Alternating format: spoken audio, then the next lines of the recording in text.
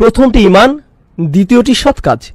ইবনে তাইমিয়া রাহিমাহুল্লাহ বলেন, মানুষের সামনে দুটি বাধা আছে, যে জন্য তারা ঈমান ও সৎ কাজ থেকে নিজেদের নিমিত্ত রাখতে পারে না। সেই দুটি বিষয় কি? তিনি বলেন, একটি হচ্ছে শুবহাত, অপরটি হচ্ছে শাহওয়াত। এগুলোর অর্থ কি? শুবহাত অর্থ সন্দেহ, শাহওয়াত অর্থ আকর্ষণ, কামনা।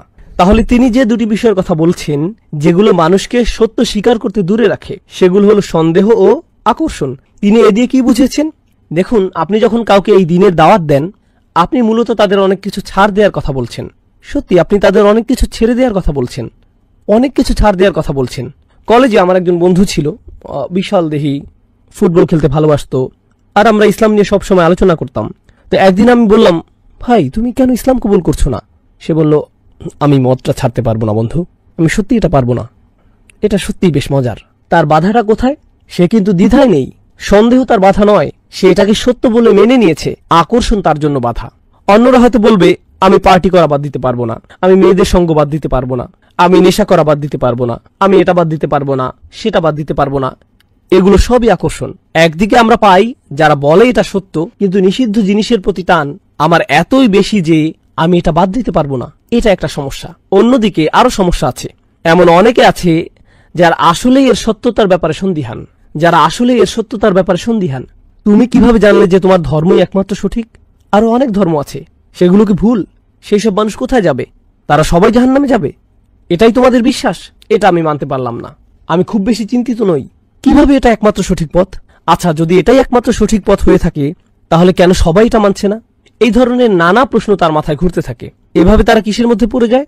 সন্দেহে। এটাই হলো মানুষের সন্দেহের বাধা। এই দুইটির যে কোনো একটি অবশ্যই আপনাকে দিন থেকে দূরে রাখছে, এই দুইটির একটি। আর এখানে বলে রাখি, বেশিরভাগ মানুষের সমস্যা কিন্তু সন্দেহের নয়, বেশিরভাগ মানুষের সমস্যা হলো আকর্ষণ। এরপর তারা যখন আকর্ষণে পড়ে যায়, তখন শয়তান তাদের কাছে এসে নতুন ভাইরাস ছড়িয়ে দেয়, সেটা হলো সন্দেহ। তাই যখন আপনি তাদের দিনের দাওয়াত দেন, তারা বলে আমি সন্দেহে আছি, কিন্তু আসল সমস্যা তাদের সন্দেহে না, আসল সমস্যা কোথায়? আকর্ষণে। অন্যভাবে বললে, একটা হলো সাইকোলজিক্যাল সমস্যা, অপরটা হলো ইন্টেলেকচুয়াল সমস্যা। আপনি একে আত্মার সমস্যা বলতে পারেন, অন্তরের ব্যাধি, এটাই হলো আকর্ষণ। অন্যদিকে বুদ্ধিবৃত্তিক সমস্যা, মনের সমস্যা, এটা হচ্ছে সন্দেহ। বেশিরভাগ মানুষ বুদ্ধিবৃত্তিক সন্দেহের কারণ দেখায়, আসলে এটা সত্যি নয়, এটা আসলে বাইরের ঢাকনা, এটা খোলস। আসল সমস্যা হচ্ছে তাদের অন্তরে আকর্ষণ আছে, আর এই আকর্ষণ তারা ছাড়তে পারছে না। আর এটা তারা না ছাড়তে পেরে তারা সব ধরনের বুদ্ধিবৃত্তিক বাহানা দেয়। এমনকি আপনি যখন তাদের সব প্রশ্নের জবাব দেন, এতে সত্য উন্মোচিত হয়ে পড়ে, তারা না পেরে বলে, আমি পরিবর্তিত হতে চাই না, আমি এটা ছাড়তে চাই না। তারা এতটাই আটকে যায় যে তারা এখন এখান থেকে বের হতে পারে না। এখন কেন আমি এই মন্তব্যটিতে গুরুত্ব দিচ্ছি? দেখুন, সূরা শেষে আল্লাহ বলছেন, ইল্লাল্লাযীনা আমানু ওয়া আমিলুস সলিহাত। কিন্তু তিনি এখানে আরো দুটি বিষয়ের উল্লেখ করেছেন, ওয়াতাওয়াসাউ বিল হক ওয়াতাওয়াসাউ বিস সবর। ইবনে তাইমিয়া রাহিমাহুল্লাহ বলেন, ওয়াতাওয়াসাউ বিল হক, সত্য কোন জিনিসকে ধ্বংস করে? সন্দেহ। সত্যের সন্দেহের বিরুদ্ধে একটি অস্ত্র। তাহলে ওয়াতাওয়াসাউ বিল হক একটি বাধা দূর করে, তাহলে অন্য বাধাটি কি? শাহওয়াত, আকর্ষণ, কামনা। সেই আকর্ষণগুলির বিরুদ্ধে যুদ্ধ করার জন্য কেবল সত্য জানাই যথেষ্ট নয়, আর কি থাকতে হবে? সেগুলোর প্রতি ঝুঁকে না পড়ার সামর্থ্য, নিজেকে আটকানো, নিজেকে নিয়ন্ত্রণ করার ক্ষমতা। এটা কোথা থেকে আসবে? ওয়াতাওয়াসাউ বিস সবর। দেখেছেন, এই দুইটি বাধা যেগুলো মানুষকে ঈমান ও সৎ কাজ থেকে দূরে রাখে, সেগুলো এখানে ওয়াতাওয়াসাউ বিল হক ওয়াতাওয়াসাউ বিস সবর কত সুন্দরভাবে ফুটে উঠেছে। এই মন্তব্যটি আমাদের জন্য খুব বেশি গুরুত্বপূর্ণ মনে হয়েছে আমার কাছে। এখন আমরা আরো কিছু মন্তব্য পড়ব। আমি আমার নোট থেকে আপনাদের এটা বলবো, যাতে আমি কিছু মিস করে না ফেলে, ইনশাআল্লাহ তাআলা। প্রথম মন্তব্যটি কেবল এই আয়াতটি নিয়ে। দেখুন, এই দুইটি আয়াতে আল্লাহ সুবহানাহু ওয়া তাআলা খুবই কঠিন একটি বাস্তবতা তুলে ধরেছেন। এর মধ্যে একটি হলো, মানুষ তাদের নিজেদের সমস্যা নিয়ে নিজেদের আচ্ছন্ন করে রেখেছে। আল্লাহ বলেছেন মানুষ ক্ষতির মধ্যে আছে, তাই না? ক্ষতির কথা মাথায় আসলে আমরা ভাবি জাহান্নামের আগুন বা বিচারের দিন ইত্যাদি ইত্যাদি। কিন্তু আল্লাহ যেভাবে এই পৃথিবীতে মানুষ সৃষ্টি করেছেন, আগে তিনি এই ব্যাপারে বলেছেন। আমরা এটা পড়েছি, লাকাদ খলাকনাল ইনসানা ফি কাবাদ। আমি মানুষকে দুঃখ কষ্টের মধ্যে সৃষ্টি করেছি। এমনকি কাফিররাও প্রচুর পরিশ্রম করে, তারা সপ্তাহে 40 ঘন্টা 50 ঘন্টা কাজ করে কোন রকম জীবনযাপনের জন্য, কিছু উপার্জন করার জন্য। তাদের অবস্থাও এমনই। এটা কারো জন্যই খুব সহজ নয়। এই পৃথিবীতে অনেক অমুসলিমও ঠিকমতো খেতে পায় না, তাদের সন্তানরা না খেয়ে থাকে, তারা নানা ধরনের শোষণের শিকার হয়। এটা এমন নয় যে সব কাফিরদের জন্যই দুনিয়াটা জান্নাত, তারা দুনিয়াবী দিক থেকেও ক্ষতির মধ্যে আছে, তারা অনেক ধরনের সমস্যা আছে। কিন্তু আসল ব্যাপার কি জানেন, মানুষ যখন পুরোপুরি নিজেদের সমস্যায় নিজেদেরকে আচ্ছন্ন করে রাখে, তারা শুধুই নিজেদের কথা ভাবে, তখন তারা বৃহৎ ছবিতে নিজেদের দেখতে পায় না। তারা দেখতে পায় না যে তাদের এই সমস্যাটি আসল সমস্যার তুলনায় কোনো সমস্যাই নয়। আপনার মনে হয় এটা কোনো সমস্যা? এর চেয়ে অনেক বড় সমস্যা সামনে পড়ে আছে। অতএব তারা মনে করে এই দুনিয়ায় ক্ষতির মধ্যে আছে, কিন্তু ভালোভাবে অনুধাবন করলে যে বিশাল সমস্যা সামনে আসছে তার তুলনায় এটা কিছুই নয়। এই ব্যাপারটি আমরা প্রথমত নোট করব। এরপরে কি হয়, যখন আপনার নিজের ঈমান নেই, যখন আপনার সেই চাবি নেই, জানি আমরা পরবর্তী আয়াতে কথা বলবো, আপনার সেটাকে আরো বড় মনে হবে। আপনার মনে হচ্ছে আপনার একটা বড় সমস্যা আছে। আমি মাঝে মাঝে এই আয়াতটি স্মরণ করি। আমরা মানুষেরা খুব দুর্বল। আমরা এভাবে ভাবি, আমি যখন মেরিল্যান্ডে থাকতাম, একবার আমাদের বাড়ির বেসমেন্টে বন্যা হয়েছিল। আমরা ভাবলাম, ও আল্লাহ, বাড়ির সামনে পুরো ভিজে গিয়েছে, এই সেই ইত্যাদি। আলহামদুলিল্লাহ টেক্সাসের বাড়িগুলো বেসমেন্ট নেই, এটা সুন্দর। এরপরে আমার এক ভাইকে কল দিলাম আমাদের সাহায্য করার জন্য। আমাদের খুবই খারাপ লাগছিল। আমার বাচ্চারা উপরতলায় ছিল, বাসার ইলেকট্রনিক্সের জিনিসপত্র আছে। তো সেই ভাই আসলেন। ভাইটি চমৎকার, আলহামদুলিল্লাহ। তিনি সম্ভবত সোমালিয়ান ছিলেন, খুবই কাজের মানুষ। তিনি একটা ইসলামিক স্কুল ও একটি মসজিদে দেখাশোনা করতেন। তিনি বললেন, ভাই আপনাকে দেখে খুব চিন্তিত মনে হচ্ছে। আমি বললাম, হ্যাঁ ভাই, আমি একটু চিন্তিত বোধ করছি। তিনি বললেন, পানি নিয়ে ভাববেন না, আপনি চাইলেও পানির সাথে যুদ্ধ করতে পারবেন না। এটা ফেরাউনকেও মেরে ফেলেছিল। আর আমি তার সাথে আড্ডা দিতে শুরু করেছিলাম। তিনি আমাকে তার জীবনের গল্প শোনালেন। সুবহানাল্লাহ, সুবহানাল্লাহ। তার বয়স ছিল তখন মাত্র 5 বছর, যখন তার গ্রামে শত্রু আক্রমণ করেছিল। আর তিনি একটা খড়ের গাদার পেছনে একটা গাধার আড়ালে লুকিয়েছিলেন। তিনি সেই বাচ্চা বয়সে বাড়ি থেকে বেরিয়েছেন। তার পুরো পরিবারকে হত্যা করা হয়েছে। তিনি ছিলেন তার পরিবারের একমাত্র বেঁচে যাওয়া সদস্য। মাত্র 5 বছর বয়স থেকে তিনি একাই বেঁচে আছেন। তিনি একাই প্রায় আফ্রিকার অর্ধেকটা ঘুরে বেরিয়েছেন। তিনি ইথিওপিয়ায় গিয়েছেন, সেখান থেকে খালিজে পৌঁছেছেন। তিনি একজন আলেমের সাথে কাজ শুরু করেন, কিছুটা ব্যবসা বাণিজ্য শেখেন, নিজে একজন ইঞ্জিনিয়ার হয়ে ওঠেন। অসাধারণ গল্প। আর যখন আমি তার গল্প শুনলাম, আমার মনে হলো, ভাই, আমার কোনো সমস্যাই নেই। আপনি আপনার নিজের সমস্যায় ডুবে থাকেন, আপনার সেটাকে অনেক বড় মনে হয়। এটা হলো মানুষের জন্য আরেকটি ক্ষতি। মানুষ নিজেদের সমস্যার দিকে তাকালে বুঝতে পারবে না সে যে সমস্যায় আছে তা অন্যদের সমস্যার তুলনায় কিছুই না। তার মধ্যে আল্লাহর প্রতি কৃতজ্ঞতা বোধ কাজ করবে না। আর যখন এমনটি হবে, মানুষ যখন প্রচন্ডভাবে নিজেদের নিয়ে ব্যস্ত হয়ে পড়ে, তারা তাদের নিজেদের সমস্যা নিয়ে ব্যস্ত হয়ে পড়ে, তারা 3টি জিনিসের শিক্ষা থেকে বিমুখ হয়ে পড়ে। 3টি জিনিসের প্রতি আমি এখানে আলোকপাত করব। এর প্রথমটি হলো আল্লাহর সৃষ্টি থেকে পাওয়া শিক্ষা। তারা আল্লাহর সৃষ্টিগুলোকে চিহ্ন হিসেবে দেখে না, যা মানুষের জীবনের আসল উদ্দেশ্যের প্রতি স্মরণ করিয়ে দেয়। আপনার জীবনের আসল সমস্যাগুলো কি? টাকা পয়সার সমস্যা কোনো সমস্যাই না, স্বাস্থ্যগত সমস্যা কোনো সমস্যাই না। ইমানের সমস্যা আসলে অনেক বড় সমস্যা। তুলনা করতে চাইলে এটা অন্যান্য সমস্যার তুলনায় কোনো সমস্যাই না। আপনার হয়তো সামাজিক সমস্যা আছে, এটা কিছুই না। চাকরির সমস্যা কোনো সমস্যাই না। আমি শয়তানি করে বেড়াচ্ছি, নিজেকে বাঁচানোর জন্য আমাকে অবশ্যই ভালো কাজ করতে হবে। তুলনা করলে এটা অন্য সমস্যাগুলোর তুলনায় অনেক বড় সমস্যা। আর আল্লাহর আয়াত দেখে, আল্লাহর সৃষ্টি দেখে স্বাভাবিকভাবেই আপনার স্রষ্টার কথা মনে হতে হবে। আপনার মধ্যে কৃতজ্ঞতা বোধ জন্মাবে, আর আপনার জীবনের উদ্দেশ্যে স্মরণে আসবে। তারা এইসব সৃষ্টিকে একটা নিদর্শন হিসেবে দেখতে ব্যর্থ হয়। অন্যভাবে বললে তারা ইতিহাসের শিক্ষা নিতে জানে না। এটাই এই সূরায় বলা হয়েছে। যখন আল্লাহ বলেন ওয়াল আসর, আসর শব্দটি মনে করুন এমন সময় যা ফুরিয়ে যায়। আপনি যদি শুধু ইতিহাসের দিকে তাকান, দেখতে পাবেন কত শত মানুষ ব্যর্থ হয়ে চলে গিয়েছে। তাদেরও সফল হওয়ার জন্য সময় ছিল, আর তারা তাদের সময়ের সদ্ব্যবহার করেনি। তারা ব্যর্থ হয়েছে, মারা গিয়েছে, আর তাদের সুযোগ শেষ হয়ে গিয়েছে। এরপর নতুন প্রজন্ম এসেছে নতুন সুযোগ নিয়ে, তারাও একইভাবে তাদের সময় হারিয়েছে, তারাও মারা গিয়েছে। আর এখন আমার সময় এসেছে, আমার সুযোগ আছে। আমি কোনোভাবেই এমন ভুল করব না যা আগের মানুষেরা করেছিল। তাই আল্লাহ বলছেন, আগের জাতি তাদেরকে দেয়া সুযোগ হারিয়েছে। আল্লাহ এখানে বিগত সব ঐতিহাসিক ঘটনাবলী কেবল একটি শব্দ ওয়াল আসর এটা দিয়ে তুলে ধরেছেন। সেটি হলো যারা চূড়ান্ত ক্ষতির মধ্যে পড়েছে, তারা সবাই নিজেদের সময়ের সদ্ব্যবহার করতে ব্যর্থ হয়েছে। তারা দেরি করে ফেলেছে। মিন ক্বাবলি আন ইয়াতিয়া আযাবিন আলীম, কোন আযাব আসার আগেই সময়ের সদ্ব্যবহার করে নাও। আর সবশেষে ওহির নিদর্শনের ব্যাপারে বলবো, যখন আপনি নিজের সমস্যার ব্যাপারে বেশি চিন্তিত, আপনি কোরআনের দিকে তাকাতে ভুলে যান। আপনি ওহির প্রতি আগ্রহ হারিয়ে ফেলেন। আপনি রাসূলুল্লাহ সাল্লাল্লাহু আলাইহি সাল্লামের নির্দেশের কথা ভুলে যান। আমি কিভাবে আমার জীবন পরিচালনা করব, আমি সামনে কোন দিকে যাব, কারণ তখন আপনি শুধুমাত্র আপনার নিজের ক্যারিয়ার নিয়ে ভাবেন। আপনি নিশ্চয়ই রাসূল সাল্লাল্লাহু আলাইহি সাল্লাম থেকে কোনো ক্যারিয়ার টিপস বা প্রোগ্রামিং এর কোনো কথা শুনবেন না। আপনি কোরআন থেকে সেটা পাবেন না। কিন্তু আপনি যদি জানতে চান আমি কোথায় আমার সম্পদ খরচ করব, আমি কিভাবে আমার বাচ্চাদের বড় করব, প্রতিবেশীদের সাথে আমার কেমন আচরণ করা উচিত, বাবা মায়ের প্রতি আমার কি কর্তব্য রয়েছে। আপনি যদি এভাবে ভাবা শুরু করেন আমি কি কি ভালো কাজ করতে পারি, তাহলেই আপনি কোরআনের দিকে ফিরবেন, তাহলেই আপনি নবী করিম সাল্লাল্লাহু আলাইহি সাল্লামের দিকে ফিরবেন। সুতরাং এরকম নিজেদেরকে নিয়ে ব্যস্ত থাকা ব্যাপারটাই মানুষের জন্য একটা ক্ষতি। এরপর শাহ ওয়ালিউল্লাহ দেহলভী রাহিমাহুল্লাহর একটা অসাধারণ উক্তি আপনাদের সাথে শেয়ার করব। এটা সূরা আসরের ব্যাপারে। এই আয়াতে আসর শব্দটির সাথে মানুষের ক্ষতির সম্পর্ক নিয়ে শাহ ওয়ালিউল্লাহ দেহলভী রাহিমাহুল্লাহ কোরআনের কিছু আয়াতের জন্য একটা বিশেষ শব্দ ব্যবহার করেছেন। তিনি এটাকে বলেন আত-তাযকির বিআইয়ামিল্লাহ, আল্লাহর দিনগুলোর মাধ্যমে স্মরণ। আল্লাহর দিন কোনগুলো? যেদিন তিনি মানুষকে সৃষ্টি করেছেন, যেদিন তিনি নবীজি সাল্লাল্লাহু আলাইহি সাল্লামের উপর কোরআন নাজিল করেছেন, বদরের দিনটি, যেদিন নূহ আলাইহিস সালামের বিরোধীদের উপর বন্যা হয়েছিল, যেদিন পানি দ্বিখণ্ডিত হয়েছিল, যেদিন ফেরাউন ধ্বংস হয়েছিল, যেদিন মূসা আলাইহিস সালাম আল্লাহর সাথে কথা বলেছিলেন, ইত্যাদি ইত্যাদি। এগুলো হলো মানব ইতিহাসের অনন্য কিছু দিন, আর আল্লাহ এই দিনগুলোকে কোরআনে উল্লেখ করেছেন, তাই না? নিশ্চয়ই ভবিষ্যতে এমন আরো অসাধারণ কিছু হতে যাচ্ছে। বিচারের দিন, যেদিন বিশ্বাসীরা তাদের স্রষ্টাকে দেখতে পাবে। এগুলো হলো সময়ের মধ্যে কিছু গুরুত্বপূর্ণ সময়। আর ওয়াল আসর বলার মাধ্যমে এবং সেই সতর্কবাণী থেকে বাঁচার উপায় হলো আমরা যদি শুধু সেই দিনগুলো স্মরণ করি, আর সেগুলোই আমাদের নিজেদের বাঁচানোর জন্য যথেষ্ট হবে, সবকিছু ঠিক রাখার জন্য যথেষ্ট হবে। এটাই ছিল শাহ ওয়ালিউল্লাহ দেহলভী রাহিমাহুল্লাহর মন্তব্য।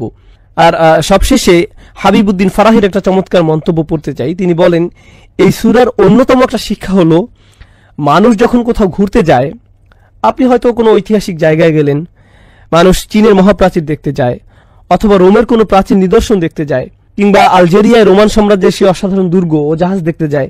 মানুষ এগুলো দেখতে যায়, সেখানে গিয়ে তারা হাসি মুখে এগুলোর সাথে ছবি তুলে। কিন্তু এইসব নিদর্শন আসলে কিসের চিহ্ন? এগুলো ধ্বংস হওয়া জাতির চিহ্ন। কোনো কবর হলো একজন মানুষের মৃত্যুর চিহ্ন, কিন্তু সেই স্মৃতিচিহ্নগুলো একটি জাতির মৃত্যুর চিহ্ন। চিন্তা করে দেখুন, এগুলো হলো একটি পুরো জাতির কবর। সুতরাং আপনি যখন এগুলো দেখতে যান, আপনার স্মরণ করা উচিত কিভাবে এই লোকগুলো তাদের সময়কে কাজে লাগায়নি, আর তাদের সময় চলে গিয়েছে। তারা নিজেদের যত বড় শক্তিশালী ভাবুক না কেন, সময় হলো এমন শত্রু যাকে আপনি হারাতে পারবেন না। আপনি পৃথিবীর সমস্ত অস্ত্র দিয়েও এটা হারাতে পারবেন না, একে কোনোভাবেই আপনি হারাতে পারবেন না, তাই না? আর বিশ্বের এই সকল পরাশক্তি যারা ভাবে কে আমাকে ঠেকাতে পারবে, এমনকি আল্লাহ বিচারের দিনে তাদের বলবেন, তোমরাই কি তারা নও যারা গর্ব করত? মা লাকুম মিন জাওয়ান আলাম তাকুনু আকসামতুম মিনকুম, তোমরাই তো তারা যারা আগে প্রায়ই বলতে যে তোমাদের কোনো ধ্বংস আসবে না, আমরাই হব নাম্বার ওয়ান, কেউ আমাদের হারাতে পারবে না। আসলে সময় তোমাদের হারিয়ে দিয়েছে। তিনি বলেন, প্রাচীন নিদর্শন দেখতে গেলেও সূরা আসরের কথা স্মরণ হওয়া উচিত। অতএব কেউ যদি কোনো ঐতিহাসিক জায়গায় ভ্রমণে যায়, তাহলে সে যেন বলে ওয়াল আসর ইন্নাল ইনসানা লাফি খুসর। বুঝতে পারছেন? সুবহানাল্লাহ। এটা ছিল এই ব্যাপারে সর্বশেষ মন্তব্য। এখন আমরা ক্ষতি নিয়ে কিছু ব্যাপারে জানবো। আসলে বেশিরভাগই ইতিমধ্যে আলোচনা করা হয়েছে, কিন্তু এই পৃথিবীতে মানুষের দুর্ভোগ নিয়ে আমি একটু আলোচনা করতে চাই। আমরা ক্ষুধার্তদের কষ্ট, শোষিতদের দুর্ভোগ, দিন মজুররা কতটা কষ্ট করে তা নিয়ে আলোচনা করছি। আমরা মানুষেরা অন্য প্রাণীদের তুলনায় বেশি কষ্ট করি। চিন্তা করে দেখুন, শারীরিক কষ্টের বাইরেও আমাদের মানসিক কষ্ট আছে। কোন সিংহ তার নাতি নাতনি নিয়ে ভাবে না, তার সেই বোধ নেই, সে এটা নিয়ে ভাবে না। পাখিরা তাদের অন্যান্য আত্মীয় স্বজন নিয়ে ভাবে না, তারা তাদের বাচ্চাদের নিয়ে কিছুদিন ভাবে, এরপর তারা তাদের মতো চলে। শুনে মনে হচ্ছে যে এটা আধুনিক সোসাইটির মতোই, তাই না? সাধারণভাবে যখন আপনার বাচ্চা কষ্ট পায়, আপনিও কষ্ট পান, তাই না? হয়তো আপনার বাচ্চার চেয়েও বেশি, এমনকি মানসিক কষ্ট মাঝে মাঝে শারীরিক কষ্টের চেয়েও বেশি হয়। আপনি হয়তো ভাবছেন, আর এগুলো হলো গরিব দুঃখীদের কষ্ট, ধনীদের ব্যাপারটি কেমন? তারা কি সুখী জীবন কাটায়? আসলে মোটেই তা নয়। বিশ্বের ধনী দেশগুলোতে আত্মহত্যার হার সবচেয়ে বেশি, এমনকি আমেরিকাতেও। দেশের সবচেয়ে ধনী অঞ্চলগুলোতে আত্মহত্যার হার বেশি। যে দরিদ্র কৃষক হয়তো দিনে 2 বেলা ঠিকমতো খেতে পায় না, রাতে শান্তির ঘুম দেয়, কিন্তু যার কোটি কোটি টাকা আছে, তার হয়তো 6টা বেডরুম আছে, যেখান থেকে সে বাছাই করবে কোথায় সে ঘুমাবে, সে রাতে ঘুমাতে পারে না, তার অ্যান্টি ডিপ্রেশনের ওষুধ খেতে হয়, সে মানসিকভাবে মরে যাচ্ছে। অতএব সবাই কোনো না কোনো ক্ষতির মধ্যে আছে, সবাই কোনো না কোনো সমস্যা আছে, প্রত্যেকেরই আছে। আর আল্লাহ আজ্জা জাল্লা এই সূরায় কেবলমাত্র চূড়ান্ত ক্ষতির থেকে বাঁচার ভরসা দেননি, যা হলো আখিরাত। আখিরাত হলো চূড়ান্ত ক্ষতি, জাহান্নামের আগুন, আল্লাহর সামনে দাঁড়িয়ে আপনার নিজের কাজের বর্ণনা দেয়া, সেটাই হলো চূড়ান্ত ক্ষতি। বরং তিনি এই দুনিয়ায় কিভাবে ক্ষতি থেকে বাঁচা যায় সেটাও বলে দিয়েছেন। কিভাবে ডিপ্রেশন থেকে বাঁচা যায়, কিভাবে অস্বস্তি থেকে বাঁচা যায়, কিভাবে ভয় শোষণ থেকে বাঁচা যায়, তিনি আমাদেরকে এই সব কিছুর সমাধান দিয়েছেন এই আয়াতে। ইল্লাল্লাযীনা আমানু ওয়া আমিলুস সলিহাত। আমরা যখন এই সমাধানটি ভালোভাবে বোঝার চেষ্টা করব, এটা শুধু আখিরাতের সমাধান নয়, এটা দুনিয়ারও সমাধান। কারণ দিন শেষে মানুষের চরম ক্ষতি আখিরাতে হলেও দুনিয়াতে অনেক ক্ষতি হয়ে থাকে, এখানেও ক্ষতি হয়। আর আল্লাহ তাআলা এই অনন্য সূরাটিতে দুটির সমাধানই একসাথে দিয়েছেন। আল্লাহ তাআলা বলেন, ইয়া আইয়ুহাল ইনসান ইন্নাকা কাদিহুন ইলা রাব্বিকা কাদহান ফামুলাকিহ। অসাধারণ আয়াত। ও হে ভুলমনা মানুষ, তুমি ধীরে ধীরে এগিয়ে যাচ্ছ, তুমি ক্রমশই এগিয়ে যাচ্ছ। তুমি এটা পছন্দ করো বা না করো, তুমি ক্রমশই আল্লাহর দিকে এগিয়ে যাচ্ছ। আর তুমি অবশ্যই তার সাথে সাক্ষাৎ করবে। তুমি যাই ভাবো না কেন, তুমি এর কোনো প্রস্তুতি নিয়েছো বা নাওনি, তুমি গুরুত্ব দাও বা না দাও, তুমি এটা শুনতে চাও কিংবা না চাও, প্রতি মুহূর্তে তুমি তার সাথে দেখা করার দিকে এক ধাপ করে এগিয়ে যাচ্ছ। প্রতিটি দিন পার হচ্ছে আর তুমি তার সাথে দেখা করার জন্য একটু একটু করে এগিয়ে যাচ্ছ। তুমি পাপের মধ্যে তোমার জীবন কাটাতে পারো, পার্টি করে তোমার সময় কাটাতে পারো, যেন কোনো আগামীকাল নেই। আসলে আগামীকাল বলে কিছু আছে এবং সেটা আসছে, আর তখন তুমি তার সাথে দেখা করবে। অতএব এটাই হলো সেই অসাধারণ শিক্ষা যা এই সূরায় অন্তর্নিহিত আছে। এখন আমি আপনাদের এই দুইটিকে একত্রিত করে বলবো। একটি হলো দুনিয়ার ক্ষতি, অপরটি হলো আখিরাতের ক্ষতি। এই দুনিয়া হয়তো কেউ বলবে, ভাই আমার যদি একটা ভালো চাকরি থাকতো, আমার যদি গাড়ি থাকতো, আমি যদি এই মেয়েটিকে বিয়ে করতে পারতাম, আমার যদি এটা থাকতো, আমার যদি সেটা থাকতো, আমার যদি এই সমস্যা না থাকতো, আমার যদি সেই সমস্যা না থাকতো। আর আখিরাতে কি হবে? ইয়া লাইতানি কুনতু তুরাবা, হায় আমি যদি ময়লা হতাম। আপনি কি অবস্থাটা বুঝতে পারছেন? সুবহানাল্লাহ। আপনি কি মনে করেন এই দুনিয়ার সমস্যাগুলো অনেক বড়? বিশাল বড় সমস্যা আসছে। সুবহানাল্লাহ। আপনি যদি মানুষের এই ক্ষতি অনুধাবন করতে পারেন, তাহলে আপনি ইন্নাল ইনসানা লাফি খুসর এটা অনুধাবন করতে পারবেন। এখন আমরা এই সূরার শেষ আয়াতটি পড়ব ইনশাআল্লাহ তাআলা। মনে রাখবেন এই সব কিছু আসলে একটি বাক্য। এই পুরো সূরাটি আল আসর ইন্নাল ইনসানা লাফি খুসর ইল্লাল্লাযীনা আমানু ওয়া আমিলুস সালিহাত ওয়া তাওয়াসাউ বিল হক ওয়া তাওয়াসাউ বিস সবর। ভাষাগতভাবে এটি আসলে একটি বিবরণ, একটি আলোচনা, এগুলো বিচ্ছিন্ন নয়। আমরা এতক্ষণ যে ব্যতিক্রমী গুণগুলো নিয়ে আলোচনা করেছি, এমন মানুষ সবসময় সংখ্যায় কম হয়, আর এই ব্যতিক্রমী গুণগুলো যাদের মধ্যে থাকে না, এরা সবসময় সংখ্যায় বেশি থাকে। অন্যভাবে বললে, যারা ক্ষতির মধ্যে আছে এরাই সংখ্যায় বেশি, আর যারা সফল মানুষ তাদের সংখ্যা কম। সমাজের আরেকটা ব্যাপার আমাদের জানা প্রয়োজন। আসলে এভাবেই পৃথিবী চলে। বেশিরভাগ মানুষ ভালো মন্দ নির্ধারণ করে, বেশিরভাগ মানুষ সমাজের গতি প্রকৃতি ঠিক করে, বেশিরভাগ সমাজের আদর্শ রূপ নির্ধারণ করে। মনোবিজ্ঞানে স্বাভাবিক আচরণকে কিভাবে ব্যাখ্যা করা হয় জানেন? স্বাভাবিক আচরণ তাকে বলা হয় যা সবাই করে, আর অস্বাভাবিক আচরণ বলা হয় তাকে যা অন্যরা করে না। অন্যভাবে বললে, সবাই একদিকে গাড়ি চালাচ্ছে আর আপনি অন্যদিকে গাড়ি চালাচ্ছেন, আপনি ভুল করছেন। অস্বাভাবিক আচরণ। ধর্মীয়ভাবে বিষয়টি মোটেও এমন নয়। আপনি এমন একটি সমাজে থাকেন যেখানে সবাই কিছু কাজ একভাবে করে। আপনি হয়তো চাকরিতে গেলেন, সেখানে সবাই কিছু কাজ করে, কিন্তু আপনি মুসলিম হলে আপনি সেই কাজগুলো করতে পারবেন না। তাহলে এবার ভাবুন, তারা আপনাকে কিভাবে নেবে? শুধু মুসলিম নয়, বরং অদ্ভুত, অস্বাভাবিক। আপনি মিশতে পারছেন না। এই লোকটি একটু কেমন যেন। রুমের কোনায় গিয়ে লোকটি কি করছে? সে এইসব খাবার খাচ্ছে না কেন? কি মজাদার খাবার এগুলো। সে চলে গেল, সে কেন পার্টিতে আসলো না? সে কেন সেই মেয়েটিকে এড়িয়ে গেল? সে কেন এরকম করে? তারা এটা বুঝতে পারে না, তারা মনে করে এটা অদ্ভুত। আর বলে রাখি, যখন আপনাকে প্রতিনিয়ত অদ্ভুত হিসেবে দেখা হয়, আপনার উপরে এর প্রভাব পড়ে। আমি তো অদ্ভুত হয়ে থাকতে চাই না, আমি চাই না আমাকে এভাবে দেখা হোক। তখন কি হয় ভাবতে পারেন? যদিও বেশিরভাগ মানুষই ক্ষতির মধ্যে আছে, আপনিই ছিলেন সফলতার মধ্যে, তারা আপনাকে বুঝিয়ে ফেলে যে আপনি আসলে ক্ষতির মধ্যে জীবনযাপন করছেন। আপনার আসলে বাকিদের মতো হওয়া উচিত। তারা আপনাকে মানসিকভাবে বুঝিয়ে দেয়, ভাই এভাবে থাকাটা কঠিন হয়ে যাচ্ছে, তুমি এভাবে থাকতে পারবে না। এখানে সবাই যার যার জীবন উপভোগ করছে, আমি কেন এই অদ্ভুত জীবনযাপন করছি? তাহলে সমস্যাটা শুধু ঈমান আনাতেই সীমাবদ্ধ নয়, বেশিরভাগ মানুষই ক্ষতির মধ্যে আছে, এটাও আমাদের জানা প্রয়োজন। কারণ বেশিরভাগ মানুষের একটা শক্তি আছে। আমার শিক্ষক মাঝে মধ্যে স্রোতের অনুকূলে সাঁতার কাটার একটা উদাহরণ দিতেন। সকল মাছ একদিকে যাচ্ছে, অপরদিকে একটা বা দুইটা মাছ স্রোতের প্রতিকূলে যাওয়ার চেষ্টা করছে। স্বাভাবিকভাবেই যে কেউ দেখলে এটাকে পাগলামি বলবে, আরে ভাই অনুকূলে যাও, সবাই একদিকে যাচ্ছে, তুমি কেন অন্যদিকে যাচ্ছ? এটা কঠিন, এটা কঠিন থেকে কঠিনতর হতে থাকবে, এটা বাড়তেই থাকবে। সুবহানাল্লাহ। এটাই হলো এই সমাজে মানুষের উদাহরণ। পুরো সমাজের মানুষই ক্ষতির দিকে যাত্রা করছে, আর আমাদের দায়িত্বটা খুবই গুরুত্ববহ। কারণ আপনি যদি এমন একটি সমাজে থাকেন যেখানে ইসলাম যেভাবে চর্চা করা উচিত সেভাবে চর্চা করা হয়, যদি এমন হয়, বলে রাখি যা বিশ্বের বেশিরভাগ জায়গাতেই হয় না, এমন কাল্পনিক চিন্তা করবেন না যে আমি একটা মুসলিম দেশে যাব, সেটা খুব সুন্দর হবে। বাস্তবতায় আসুন, মুসলিম দেশগুলোতে কি হয় আমাদের জানা উচিত। যদি এমন হয়, আর ইনশাআল্লাহ তাআলা এমনটাই হবে, আল্লাহ আমাদের দিনকে প্রতিষ্ঠিত করবেন। আপনি যদি এমন কোন সমাজে বাস করতেন, তখন আল্লাহর আনুগত্য করাটা সহজ হতো, কারণ সমাজের বেশিরভাগ মানুষ এটা করত। তখন কেবল আপনি করতে পারতেন তাই নয়, এটা করাটা আপনার জন্য সহজ হতো। কিন্তু এই সমাজে আল্লাহর আনুগত্য করাটা অপেক্ষাকৃত কঠিন, কারণ বেশিরভাগ মানুষ আল্লাহর নাফরমানি করছে। সমাজ আল্লাহর অবাধ্যতায় লিপ্ত। এমনকি হয়তো এটা শুধু সমাজেই নয়, হয়তো এটা আপনার পরিবারের ক্ষেত্রেও সত্য। আপনার পরিবারের বেশিরভাগ মানুষ হয়তো ক্ষতির দিকে এগিয়ে যাচ্ছে, আর আপনি নিজেকে সেখান থেকে বাঁচাতে চাইছেন। তারা হয়তো বলবে, তুমি কেন দিন দিন একটা অপদার্থে পরিণত হচ্ছ। উল্টো হয়ে তারাই আপনাকে ব্যর্থ বলবে। কিছুটা হাস্যকর, কারণ আসলে তারাই ব্যর্থতার দিকে যাত্রা করছে। সুবহানাল্লাহ। এটা একটা অসামান্য চিত্র যার প্রতি আমাদের নজর দেওয়া উচিত, যা এই আয়াতে ব্যতিক্রম হিসেবে তুলে ধরা হয়েছে। ইল্লাল্লাযীনা আমানু ওয়া আমিলুস সলিহাত ওয়া তাওয়াসাউ বিল হক ওয়া তাওয়াসাউ বিস সবর। এই ব্যাপারে প্রথমেই যা বলবো তা হলো, যখন আল্লাহ মানুষের কোনো ক্ষতির কথা বলেন সেখানে এক বচন ব্যবহার করা হয়, আল ইনসান। যদিও শুরুতে সব মানুষ নিয়ে আলোচনা করা হয়েছে, আমরা এর আগে দায়িত্বের ব্যাপ্তি নিয়ে আলোচনা করেছি, সেখানেও এক বচন ব্যবহৃত হয়েছে। এর অর্থ কি জানেন? দিন শেষে আপনি ভাবতে পারেন আপনি সমাজের অনুসরণ করছেন, আপনি সমাজের অনেককে আপনার সাথে পাবেন, আপনার পরিবার আপনার সাথে আছে, আপনার গোত্র আপনার সাথে আছে, আপনার দেশ আপনার সাথে আছে, কিন্তু যখন আপনার কোনো ভুলের ক্ষতিপূরণ দিতে হবে কেউই আপনার সাথে থাকবে না, আপনি নিজেই এর ক্ষতিপূরণ দিবেন। মানুষ সমাজ অনুসরণ করে, কিন্তু যখন সময় আসবে অতাকাত্তাআত বিহিমুল আসবাব, সকল সুসম্পর্ক শেষ হয়ে যাবে। কিন্তু ব্যতিক্রমের কথা যদি ভাবেন, কিন্তু আল্লাহ বলেননি ইল্লাল্লাযীনা আমানা ওয়া আমিলা সলিহা ওয়া আমিলা সলিহা ওয়া তাওয়াসাউ বিল হক ওয়া তাওয়াসাউ বিস সবর। না, তিনি এখানে এক বচন ব্যবহার করেননি, তিনি এখানে বহু বচন ব্যবহার করেছেন। এখানে বহু বচন ব্যবহার করেছেন, তাহলে আমাদের অবশ্যই এক বচন থেকে বহু বচনের পার্থক্য বুঝতে হবে।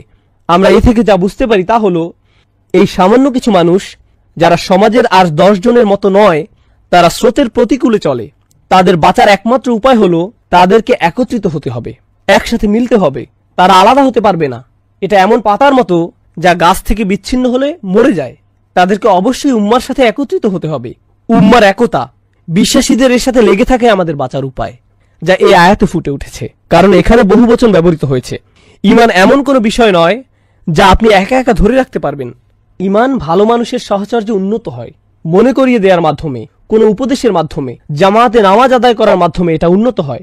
এগুলো সবই ঈমান তাজা করে, কারণ এগুলো আমরা একসাথে করি, এগুলো সবাই মিলে করি। তাই আমিলু এখানে শব্দটি খুবই চমৎকার। এখানে শব্দটি খুবই চমৎকার। আল্লাহ তাআলা ব্যতিক্রমী গুণগুলো বহু বচনের মাধ্যমে বলেছেন। হয়তো আপনার মনে হতে পারে ঈমান হলো ব্যক্তিগত বিষয়। আচ্ছা, ভালো কাজ হয়তো আমরা একসাথে করতে পারি, তাওয়াসাউ বিল হক তাওয়াসাউ বিস সবর, এগুলো তো অন্য মানুষের সহায়তা লাগে, কিন্তু ঈমান তো ব্যক্তিগত বিষয়। কিন্তু এমন কি ঈমানকেও আল্লাহ তাআলা সামষ্টিক কাজ বলেছেন। এ থেকে আমরা যা বুঝতে পারলাম, আপনি যদি মনে করেন আপনার ঈমান আছে আর আপনার সমাজের কোনো কর্তব্য নেই, মসজিদের জন্য কর্তব্য নেই, আপনি মসজিদের ইমামের কাছ থেকে প্রতিদিন বয়ান শুনেন না, আপনার আশেপাশে ভালো পরামর্শ দেওয়ার মতো ভাই বা বোন নেই, তাহলে আপনার অবশ্যই ঈমানের ঘাটতি দেখা দিবে। আর যারা মসজিদ থেকে নিজেকে বিচ্ছিন্ন করে রাখেন, আপনি নিজেই এটা টের পাবেন, হায় আমার ভালো লাগছে না, আমার মসজিদে যাওয়া উচিত।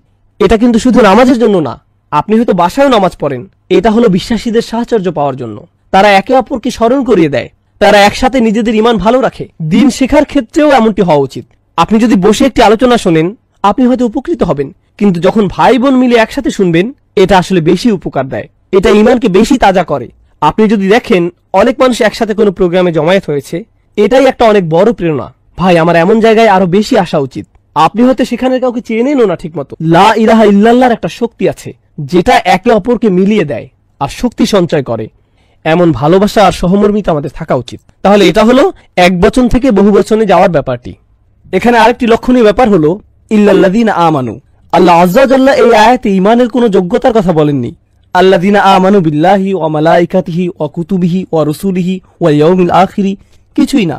তিনি বলেননি তারা আল্লাহকে বিশ্বাস করে, বিচার দিনে বিশ্বাস রাখে, কিছুই না। তিনি শুধু বলেছেন তাদের ঈমান আছে। এরা কারা? এটা কেমন ঈমান? এখানে কোরআনের নিজস্ব দৃষ্টিভঙ্গিতে ঈমানের বিভিন্ন রূপ রয়েছে, যেগুলো শুনে বিশ্বাস করতে হয়। প্রথমত আমরা জানবো ঈমানের কিছু ফল আছে সে সম্পর্কে। শুধুমাত্র ঈমানের ফলগুলো নিয়ে আপনি কিভাবে জানবেন যে আপনার ঈমানের স্বাদ কেমন লাগতে পারে? মূলত ঈমানের ফল হচ্ছে প্রশান্তি অনুভব করা। এর অন্তর হলো প্রশান্তি। আমরা পড়েছি যে মানুষ ক্ষতির মধ্যে ডুবে আছে। মানুষের কি কি ধরনের ক্ষতি হতে পারে? স্বাস্থ্যের ক্ষতি, সম্পদের ক্ষতি, প্রিয়জনকে হারানো, তাই না? এই দুনিয়ায় এই জাতীয় ক্ষতিই মানুষ সম্মুখীন হয়, অস্বস্তি লাগা। কিন্তু আপনার যদি ঈমান থাকে, তখন আপনি জানেন যে এই দুনিয়াটা চিরস্থায়ী নয়, এই দুনিয়াটা হলো ক্ষণস্থায়ী। আর আল্লাহ তাআলা আখিরাতে যা রেখেছেন তার তুলনায় এই দুনিয়াটা কিছুই না। মাতাউদ দুনিয়া ফিল আখিরাতি ইল্লা কলিল। না, আসলে হায়াতুদ দুনিয়া, এটা হবে মাতাউল হায়াতুদ দুনিয়া ফিল আখিরাতি ইল্লা কলিল। এটা সূরা তাওবায় আছে। তিনি বলেন এই দুনিয়ায় কি এমন আছে, আখিরাতের তুলনায় এর কার্যকারিতা কতটুকু? খুবই সামান্য। আপনি যদি সত্যি সত্যি এটা বিশ্বাস করেন, আপনার যদি এতে ঈমান থাকে, আপনার যদি ফামা উতিতুম মিন শাইইন ফামাতাউল হায়াতুদ দুনিয়া এতে ঈমান থাকে, আপনাকে যাই দেয়া হোক না কেন সেটা দুনিয়াবী জিনিস।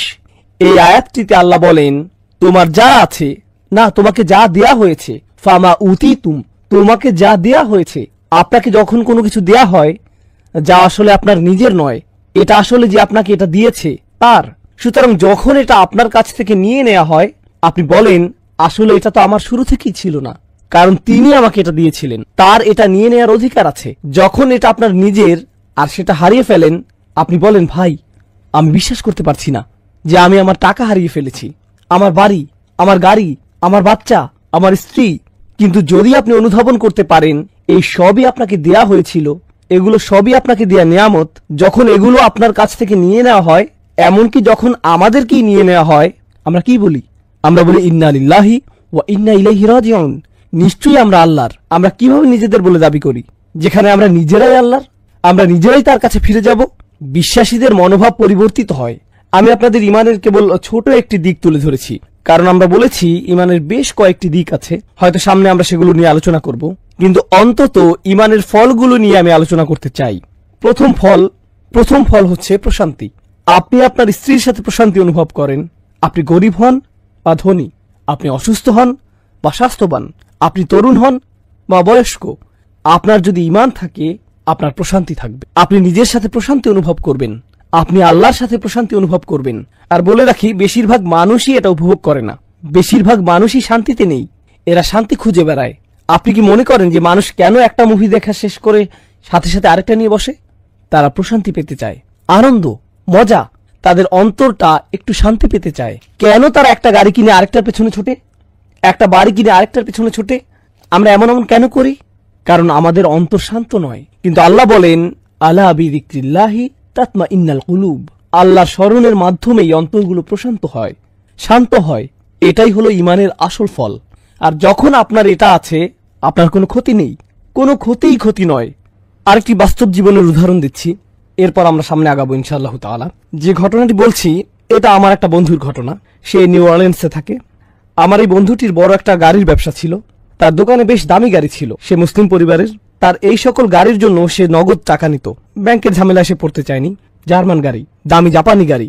তার দোকানটা পাম গাছে ঘেরা খুব সুন্দর একটা জায়গায় ছিল। প্রতি মাসে সে লক্ষ লক্ষ টাকার গাড়ি বিক্রি করত, ব্যবসা ভালোই চলছিল। এরপর ক্যাটরিনা ঝড় আসলো, ঝড়ে পুরো ব্যবসা পানিতে তলিয়ে গেল। একটা মাত্র গাড়ি বেঁচেছিল, সম্ভবত LS 400, উন্নত লেক্সাস। আমি যখন তার ও তার বাবার সাথে দেখা করতে গেলাম, সে তখন সেই লেক্সাসে করে পিজা ডেলিভারি করছিল। এটাই ছিল তার চাকরি। এখন আপনি ভাবুন সে কোথায় থেকে কোথায় গেল, কেমন ধরনের জীবনযাপন, কেমন ধরনের আর্থিক লেনদেন থেকে কেমন ধরনের জীবনে সে প্রবেশ করলো, যেখানে সে পিজা ডেলিভারি করে, একটা পিজা রেস্টুরেন্টে কাজ করে, কিন্তু তার মুখে বড় একটা হাসি ছিল। আমি তার দিকে তাকালাম, ভাই, মানুষ এই ধরনের ব্যবসায়িক ক্ষতির মুখে পড়লে মানুষের ঠিকমতো খাওয়া দাওয়া হয় না, তারা আত্মহত্যা করে, তারা মাটিতে লুটিয়ে পড়ে, তারা এটা একেবারেই নিতে পারে না, তারা এটা নিতেই পারে না। কিন্তু এটা কিসের হাসি? সে বলল, যখন ব্যবসা ভালো চলছিল আমাদের মসজিদে যাওয়ার সময়টুকু ছিল না, আমি আমার বউকে ঠিকমতো দেখতাম না, বাচ্চাদের সাথে দেখা হতো না। এখন সুবহানাল্লাহ, আমরা প্রতি ওয়াক্তের নামাজ মসজিদে পড়ি, থাকার জন্য মাথার উপর ছাদ আছে, প্লেটে খাবার আছে, আমরা কেন অখুশি হব? আমাদের কৃতজ্ঞ হওয়া উচিত। সুবহানাল্লাহ, ঈমান থাকলে এটা কোনো ক্ষতিই না, এই ধরনের ক্ষতিও কোনো ক্ষতি না। কিন্তু আপনার যদি ঈমান না থাকে তাহলে এটা একটা ক্ষতি। এরপর আপনি পড়ে যাবেন, আপনি বাঁচতে চাইবেন না। মানুষ আত্মহত্যা করতে চায় কারণ সে এই মেয়েকে বিয়ে করতে চায়, কিন্তু সে তো অন্য একজনকে বিয়ে করেছে। এরপর সে ব্রিজ থেকে লাফ দেয়। সত্যিকারের ঘটনা, 90-এর দশকে নিউ ইয়র্কে ঘটেছিল। একজন এক মেয়েকে বিয়ে করতে চেয়েছিল, সে অন্য একজনকে বিয়ে করে, ফলে সে ব্রুকলিন ব্রিজ থেকে লাফ দিয়ে আত্মহত্যা করে, নিজেকে শেষ করে দেয়। খুবই দুঃখজনক ঘটনা। কখন এমনটি ঘটে? যখন আপনি আল্লাহ ছাড়া অন্য কিছুকে প্রাধান্য দেন। আর আল্লাহকে প্রাধান্য দিলে আপনার অন্তরে প্রশান্তি আসবে। আর এটা ততক্ষণ আসবে না যতক্ষণ আপনার ঈমান নেই। এটা ক্ষতি থেকে বাঁচিয়ে দিবে। ইল্লাল্লাযীনা আমানু, এটাই প্রথম বিষয়। এরপর আল্লাহ বলেন ওয়া আমিলুস সলিহাত। আমি যেভাবে আমার নোটটি সাজিয়েছি, আমি প্রথমে কঠিন শব্দগুলো নিয়ে বলবো আর সাথে কিছু মন্তব্য যোগ করব, এরপর পুরো আয়াতে প্রকাশ করব এবং শিক্ষাগুলো নিয়ে আলোচনা করব। তবে শুরুতে আমরা এর শব্দগুলো নিয়ে আলোচনা করি। ওয়া আমিলু, আমল শব্দটি আরবিতে ফেইলের সমার্থক। একটি হলো আমল, অপরটি হলো ফেল। আমল হলো সচেতনভাবে করা কোনো কাজ, কিন্তু ফেইল অসচেতনভাবে করা কোনো কাজ। উদাহরণস্বরূপ, আমি এখন শ্বাস নিচ্ছি, এটা আমল নয়, ফেইল। আমি হাঁটছি, এটা ফেইল হতে পারে, কারণ আমি প্রতি কদমে এটা নিয়ে ভাবছি না। আপনি হাঁটতে গেলে বলেন না, হে সামনে আগাই, আপনি এটা করেন না। এটা বলতে গেলে অসচেতনভাবেই করা কাজ। যখন আপনি চোখ খোলেন, সেটা কোনো আমল নয়, সেটা ফেল। কিন্তু যখন আপনি কারোর সাথে কথা বলেন, যখন আপনি কাজে যান, যখন আপনি গাড়ি চালান, যখন আপনি প্রয়োজনীয় জিনিসপত্র কেনেন, এগুলো সবই আমল, কারণ এগুলো সবই সজ্ঞানে সচেতনভাবে করা কাজ। আপনি এটা নিয়ে ভেবেছেন, তারপর করেছেন। সুতরাং এখানে আল্লাহ আজ্জা ওয়া জাল্লা আমাদের বুঝিয়েছেন আমাদের প্রত্যেকটি কাজের জন্য জবাব দিতে হবে, যা আমরা সচেতনভাবে করি, কারণ এগুলোই হলো আমাদের আচরণ। বলে রাখি, আমাদের দিনে সবার প্রতি অনুগ্রহ করা হয়েছে। এমন অনেক মানুষ আছেন যাদের নিজেদের সচেতনতার উপর কোনো নিয়ন্ত্রণ নেই। তারা নিজেদের বিবেচনা বোধ হারিয়ে ফেলেন, তাদের বিভিন্ন মানসিক সমস্যা থাকে। আমাদের দিনে তারা হলেন গায়রে মুকাল্লাফ, তাদেরকে তাদের আচরণের জন্য জবাব দিতে হবে না। কিন্তু আমল শব্দ দিয়ে সচেতনভাবে করা কাজ বোঝায়। আর এরপর এসেছে আমিলুস সলিহাত। সলিহাত শব্দটি মূলত একটি বিশেষণ। এটি সালাহা শব্দ থেকে এসেছে, যেটার অর্থ হলো মিলিয়ে দেয়া বা সংশোধন করা। এটা খুবই শক্তিশালী একটা শব্দ। এইটা দিয়ে দুইটা জিনিস বোঝায়। এখন আমার ভয় হচ্ছে সম্ভবত আমরা আজকে সূরা আসর শেষ করতে পারবো না। এরপরে আরো একটা সেশন লাগবে ইনশাআল্লাহ তাআলা, আরেকটি সেশন লাগবে। যাই হোক, আর সলিহাত শব্দটি মূলত একটি বিশেষণ। আল্লাহ বলেন তারা ভালো করে। সহজ অনুবাদ করলে ভালো। বাংলায় ভালো শব্দটি মূলত একটা বিশেষণ, আর বিশেষণের একটা বিশেষ প্রয়োজন হয়, ভালো কাজ। বিভিন্ন অনুবাদে আমরা দেখি আর তারা ভালো কাজ করে। এখানে সালেহ শব্দটি দিয়ে ভালো বোঝানো হয়, তাহলে কাজ শব্দটি কোথায়? এটা আরবিতে নেই। থাকলে এমন হতো ও আমিলু আল আমালা আস-সলিহাত। যদি আমল শব্দটি সেখানে থাকতো, কিন্তু এটা উজ্জ্ব আছে, এটা মাহজুফ, এটা এখানে ইঙ্গিত করা হয়েছে। এখন এখানে যে বিষয়টিতে আলোকপাত করতে চাই তা হলো কয়েকটি বিষয়। প্রথম বিষয়টি হলো আমল। আরবিতে এই শব্দটিকে বলা হয় জমায়ে মুকাসসার। এটা হলো ভগ্ন বহুবচন, আর ভগ্ন বহুবচনে স্ত্রীবাচক বিশেষণ ব্যবহার করতে হয়। আমি এখানে কিছুটা বিস্তারিত আলোচনা করছি, তবে আপনারা একটু পরেই এর সুবিধাটুকু বুঝতে পারবেন ইনশাআল্লাহ তাআলা। কেন মানুষ টাকার পেছনে ছোটে? এটা একটা বড় প্রশ্ন। যদি আপনি কোনো শিশুকে জিজ্ঞেস করেন তোমার কেন টাকা দরকার, সে বলবে আমি জানি না, আমার হয়তো পরে লাগবে। কিন্তু নিজেকে নিজে প্রশ্ন করুন, কেন আসলে মানুষ টাকার পেছনে ছোটে? আজকে যদি প্লেটে খাবার থাকে, আপনি আজ নিয়ে দুশ্চিন্তা করা বাদ দিবেন, আপনি আগামীকাল নিয়ে ভাববেন। অর্থাৎ আখলাদা শব্দের অর্থ কেবল চিরস্থায়ী জীবন নয়, এটা দিয়ে বোঝায় এমন কিছু যা চিরকাল অবিরামভাবে তাকে বাঁচিয়ে রাখবে। অর্থাৎ মানুষ দুশ্চিন্তা করে কারণ যদি তার সঞ্চয় না থাকে, সে হয়তো বাঁচতে পারবে না। অনেকে দেখবেন যখন তার স্টক অ্যাকাউন্ট ধসে পড়ে, সে আত্মহত্যা প্রবণ হয়ে পড়ে, কারণ সে তার বেঁচে থাকার সাথে সঞ্চয়কে মিলিয়ে ফেলেছে। তার প্লেটে এখন খাবার আছে, এর সাথে নয়, বরং আগামীকালের জন্য সে যে খাবার সঞ্চয় করেছে তার সাথে। আখলাদা শব্দটি দিয়ে এটাও বোঝায়, সে কেবল এটা ভাবে না যে সে সারা জীবন বাঁচবে, বরং এটাও ভাবে যে ভবিষ্যতে এটা তার কাজে লাগবে। এটা ইখলাদ থেকে এসেছে, খুলুদ থেকে। তার ভবিষ্যৎ সুনিশ্চিত হয়ে গিয়েছে, কারণ তার সঞ্চয় আছে, সে এত এত সঞ্চয় করেছে। এখানে আরেকটি ব্যাপার হলো, এই ধারণাটি স্মৃতিস্তম্ভ বানানোর সাথে সম্পর্কিত। দেখবেন মানুষ চায় মানুষ তাকে মনে রাখুক। যে বিষয়গুলোর কারণে মানুষ কাউকে মনে রাখে তার একটি হলো সম্পদ। কেউ যদি পরকালে বিশ্বাস না করে, তার জীবনের শেষ পর্যায়ে সে সাদাকা দেয় না। সে হয়তো মানব কল্যাণে টাকা দেয়, হাসপাতাল, বিশ্ববিদ্যালয়ে টাকা দেয়, যাতে তার নামে স্মৃতিস্তম্ভ তৈরি হয়। এটাই তার জন্য একমাত্র বস্তু যাতে মানুষ তাকে মনে রাখবে। তাই সে অনেক অনেক টাকা আয় করে যাতে মানুষ তাকে এসব স্মৃতিস্তম্ভের কারণে মনে রাখে, যেগুলো নিছক পাথর বা মেটালের তৈরি জড়বস্তু দিয়ে বানানো। এই বিষয়টিও কোরআনে বলা হয়েছে। হুদ জাতির বিষয়ে বর্ণনাটি এসেছে। আল্লাহ আজ্জা ওয়া জাল্লা বলেন, আতাত্তাখিযুনা মাসানিআ লাআল্লাকুম তাখলুদুন।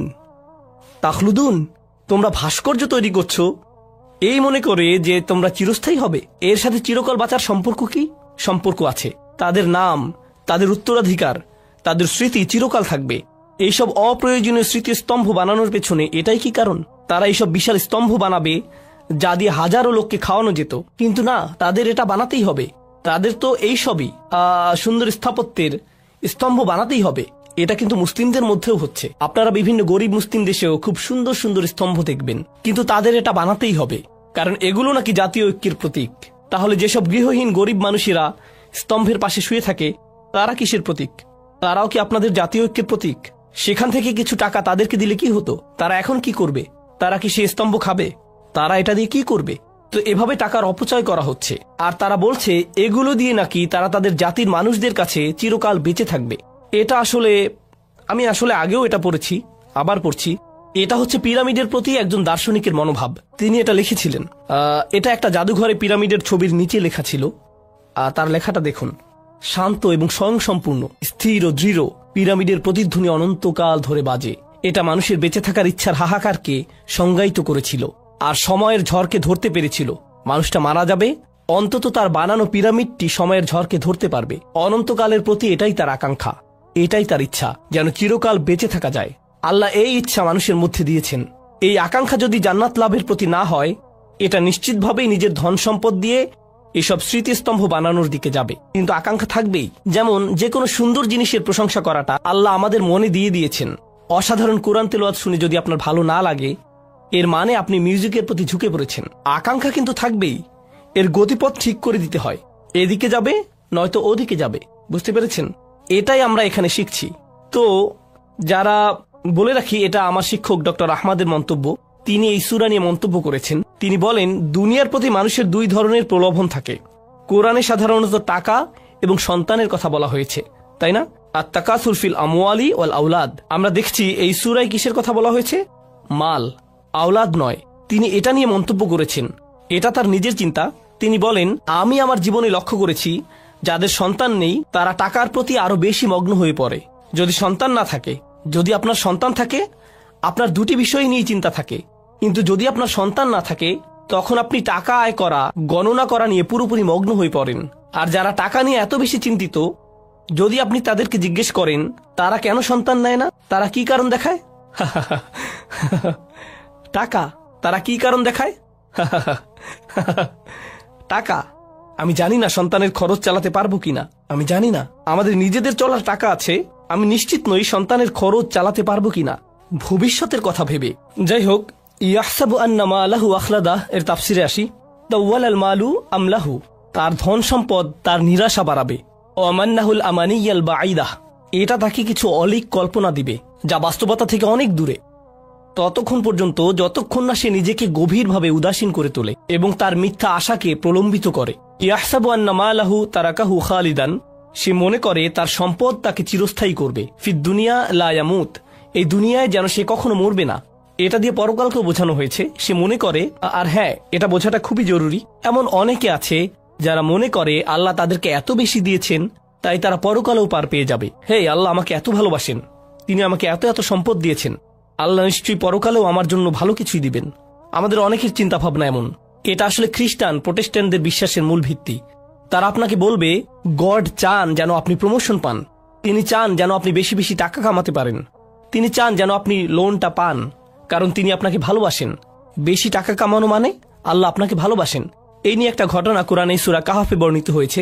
সে ভেবেছে যেহেতু তার বাগানটা বেশি সুন্দর, সেহেতু অমা আযুন্নু সাআতা কাইমাতান, আমার মনে হয় না কিয়ামতে আমার আর কোনো সমস্যা হবে। ওয়ালা ইরুদিতু ইলা রাব্বি, যদি কখনো আমার পালনকর্তার কাছে আমাকে পৌঁছে দেওয়া হয়, লা আজিদান্না খায়রাম মিনহা মুনকালাবা, তবে সেখানে এর চাইতে উৎকৃষ্ট কিছু পাবো।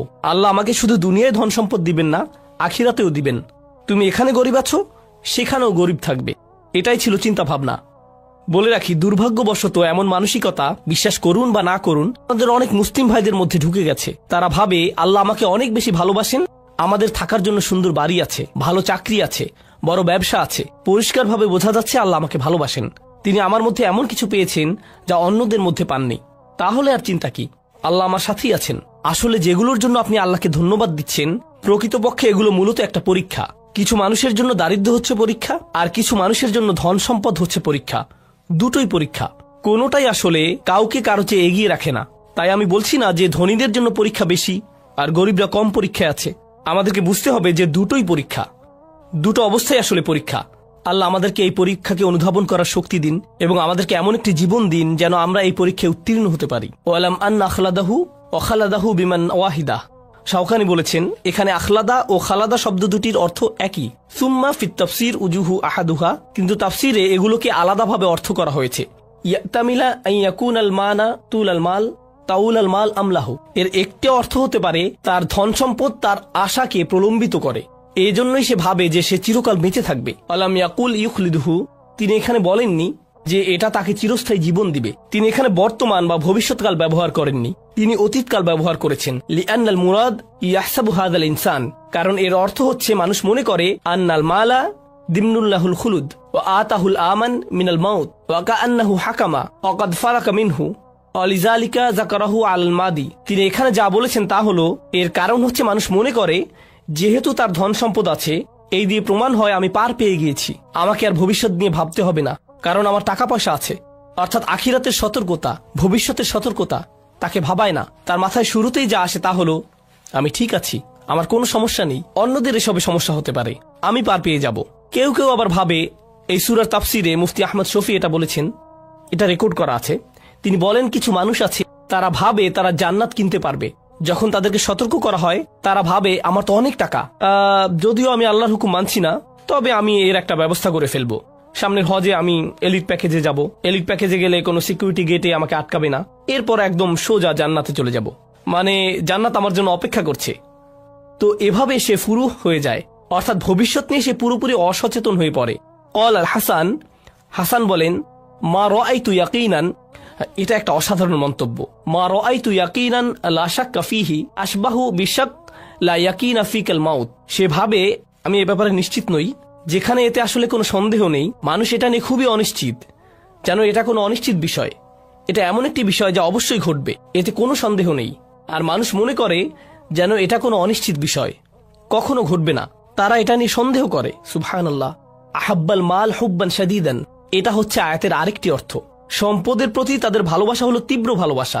হাত্তা তাকাদা আন্নাহু ইন ইনতাকাসা মালিল আমুত, যতক্ষণ না সে ভাবে যে আমার সম্পদ শেষ হয়ে গেলে আমি শেষ হয়ে যাব। ফালিযালিকা ইয়াহফিদুহু মিনান নুকসান ইয়াবকা হাইয়ান, তাই সে তার সম্পদ রক্ষা করে যাতে সে বাঁচতে পারে। ওয়া হাযা গায়রু বাঈদ মিন ইতিকাদিল বাখিল, একজন কৃপণ বা লোভীর মতোই তার চিন্তা ভাবনা বা বিশ্বাস। আন্না হাযা তারিদ বিল আমালিস সালিহ, এটা হচ্ছে ভালো কাজের বিপরীত।